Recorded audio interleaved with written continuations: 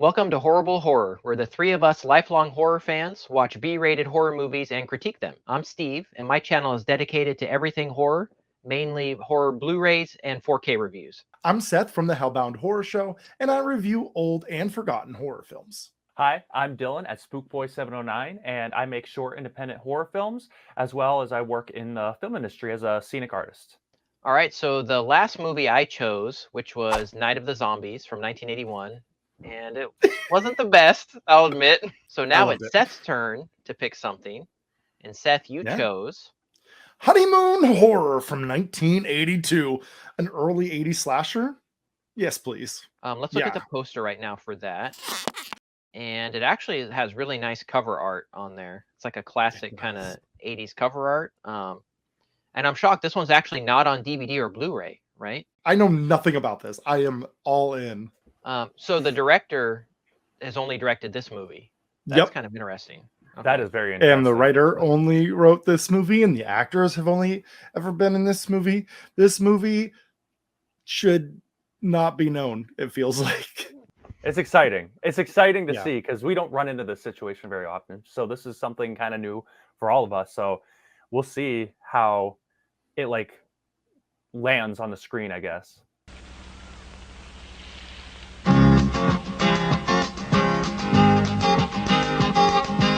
All right, so we actually have the summary from the back of the VHS box. And then Dillon, would you like to carry on in tradition of reading it? I would love to. Imagine every newlywed's fantasy, a rustic, secluded lover's paradise. Honeymoon Island. What starts as a weekend of love turns into a nightmare of blood and terror for three young, innocent couples. What lurks in the shadows of Honeymoon Lodge? Is it the caretaker, or perhaps something more fiendish and deadly? Honeymoon Island, where newlyweds join in holy matrimony, spend their wedding night screaming in terror. I'm excited. It's really good, actually. We'll see. I love that it's 80s slasher, so I'm ready. Yeah. All right, let's watch the movie. The Horrible Horror. There doesn't seem to be any sound. That's off. Oh, there we go. Here we go. All right. Sound.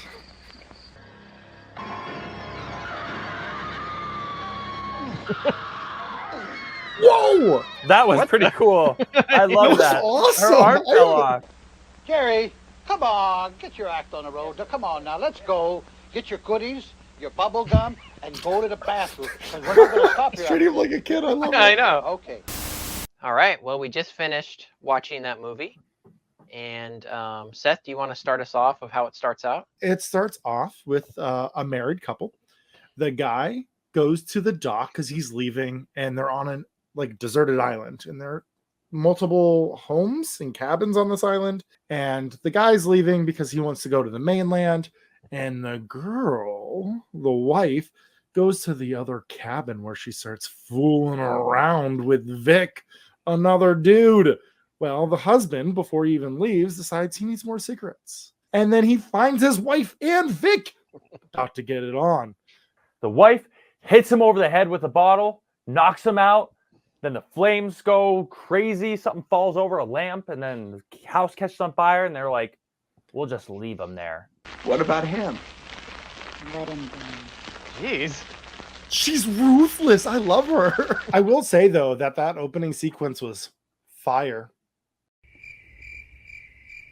This island is like a place where newlyweds go for their honeymoon. And then some sorority sisters show up early to decorate in anticipation of some people arriving for their honeymoon.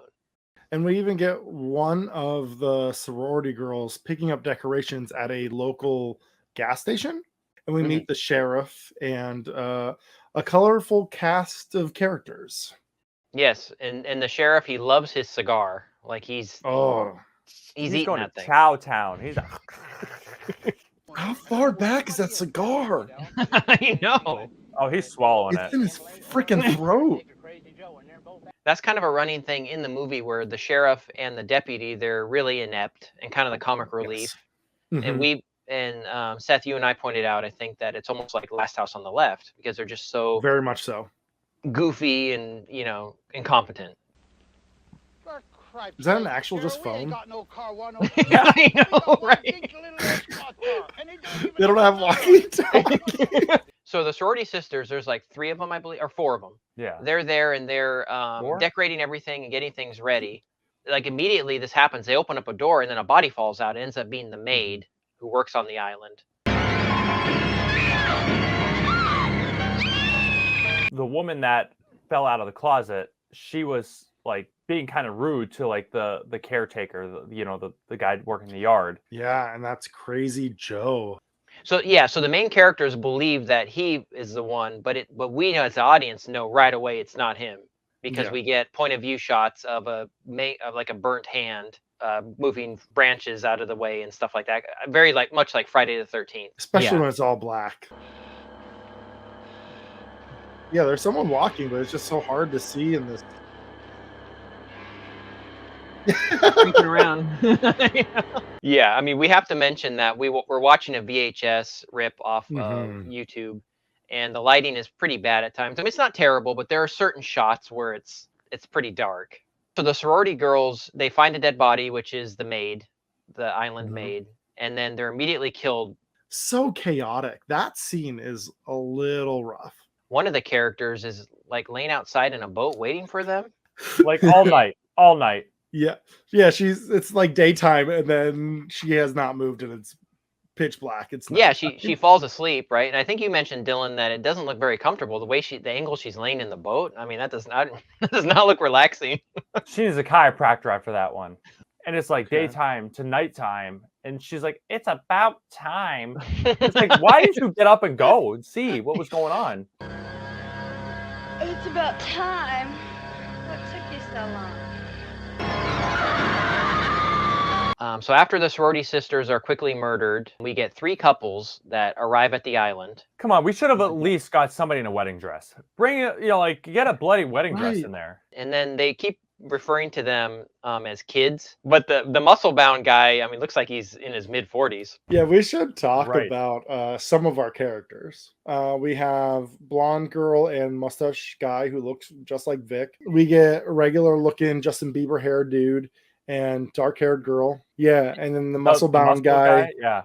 He looks like he's 40, has like a Dwayne. comb over, slightly going bald, and he has 18-inch biceps. Look at those muscles. 18 inches. I hope you're talking about his arms, dear. Yeah, because he has to work out all the time, he said. So he actually goes outside and like lays a blanket out. It's like pitch dark outside, and he starts using his dumbbells. That plays a factor later because eventually the killer goes around from cabin to cabin. But do you think Dwayne, when he's working out, just didn't see the killer because it's so dark? Or do you think he actually just fell asleep while working out? Oh, yeah, he fell asleep. Did he Dwayne just okay? pass out? Yeah, is Dwayne okay or what? That's why I'm confused. Is that oh, yeah, he was the workout guy. Yeah. Yeah, he's 18 inches, Dillon. There's a little bit of a chunk of time there where we don't get any deaths, though. So it takes a A little lot of bit, kissing, right? though. A lot of kissing. All right, I'm ready for some killings. So one of the other things that we discovered, Dillon, was that all the sheriff's scenes were added in after the fact. I feel like we could have probably just cut that out, and Yeah, it would definitely. have been a better film. I would love to see the director's cut or whatever without the sheriff there. Look how froze I am. You are Like, so look how frozen. like I am so frozen. You're not even. Let me It's not catch even up. like Let me catch jittering. up. It's a nice still photo. Damn. All right, well, you're moving. You look good. Yeah. What were we talking about? Yeah, definitely. All that really happens for the kind of the middle chunk is just the characters are kind of their witty banter back and forth. They go outside, they do this and that. Spoilers, I guess, but it is the guy from the beginning. It almost would have been better if we didn't see the burnt hands, but we know right off the bat we see the burnt hands. Like, we know it's not Crazy Joe. Once the murders start happening, it happens pretty fast and furious, and then Yeah.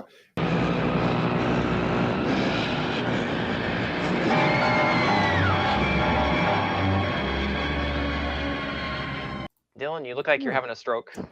Yeah. me. I just thought you were like amazed, Dylan. You're like, what? That's a great point, Seth. And then I guess they all go into the main house. The guys leave to go look for the sorority girls because they're like, well, they got to be here somewhere, even though it's a couple days later and Yeah, it makes no everyone's sense. dead. Yeah. Yes. So that's their excuse for leaving. And then Elaine and the other lady, they want to make some coffee. So then we get a detailed account of them trying to make coffee and stuff. And then the one lady drops the sugar. Elaine decides We that, need a hey, broom. we need a broom. There's one outside in the woods. So I'm going to go get it. I'll be right Yeah. back. Down by the lake. Yeah. I have to get the broom. Yeah. Gonna fly away. I mean, really? Just forget about it. Yeah, so she goes out to get it, and she goes deep, far into the woods. She feels like she gets grabbed. We can't tell from the picture quality because it's so bad, but we imagine that a hand comes through like the slats in the steps or something and grabs her. So she runs inside, but she forgets the broom. Yeah, that's never addressed. I don't know how they clean it up without a broom. And I feel like that's a major plot hole in the movie. And this movie sucks because of that. So they all go back into the main room Mm-hmm. for a little bit, and then they decide again, like, actually, I do want some coffee. That sounds good. Yeah. She starts making the coffee, and then, the doorknob starts slowly turning back and forth. So what are you going to do in that situation? You're scared. You think that there might be a killer outside. You're just going to fling the door open. Why would you just open the door? Ooh. Oh, that's not bad. And then she spills the coffee, and then the coffee runs down, and it's good symbolism for the loss of innocence, really. Jesus. The guys finally come back, and then they find, her dead. The guy with his shirt open, like he grabs the Which girl one? and like, no, I know. So like the Yeah. the werewolf guy with the werewolf chest, Oh, he yeah. grabs the girl. He With like the short shoves her shorts, face. Yeah. Yeah, he shoves her face Yeah. into his chest, and as she's crying, and it's just kind Right into that fur chest. of. Dwayne, with the big muscles, has to punch her husband because he finds her and is a little hysteric, right? So he punches Justin Bieber. And it's crazy because at that point, it doesn't necessarily feel like the climax, but the climax happens like right away. He crashes through the door like Jason style.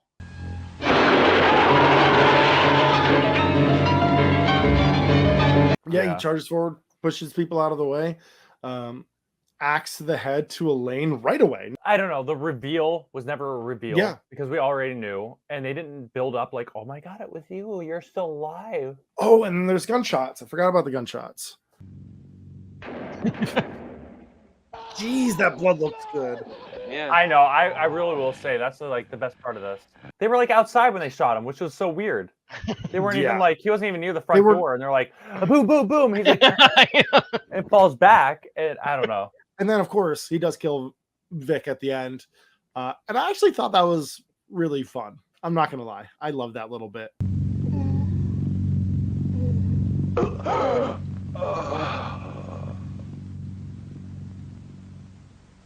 That was the point where the movie needed to end. Just he kills Vic, he falls down dead, Vic's dead, boom, end. But Yeah. then it goes on.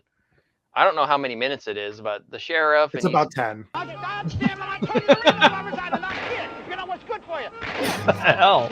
Oh my God. What is happening?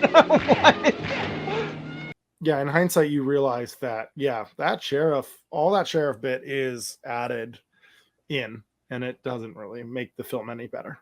And Seth, you made a good point though. Did they cut out other things? Because it does feel choppy at times with the main narrative. That maybe they did remove things just to make room for that stupid sheriff because whatever reason they wanted the comic relief in there, or maybe the distributor knew the guy or something. I don't know. I don't think the sheriff was a bad idea, but how much the sheriff is in it is a bad idea. So I guess now with that, we'll go around and say whether or not each of us would recommend others watch this movie. I 100% recommend Honeymoon Horror. It is far from a perfect film, but it is and retains a lot of that early slasher charm. Yeah, it's not really well done. Some of the special effects aren't that great. Script, plot, all of that is out the window. But I think in overall, this is a lot of fun. It's an early 80s slasher, and it feels like an early 80s slasher. Steve, are you frozen? Steve? Oh no! Steve! Oh, I'm not frozen anymore. Steve is. Yeah, so I definitely recommend this movie to people. I had a lot of fun with it, to be honest.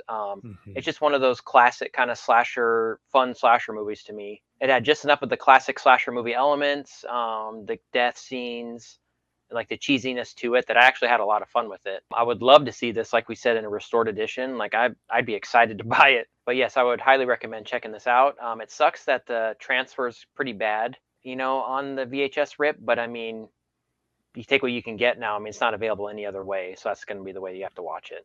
I'm going to be a little different than what you guys have to say about it.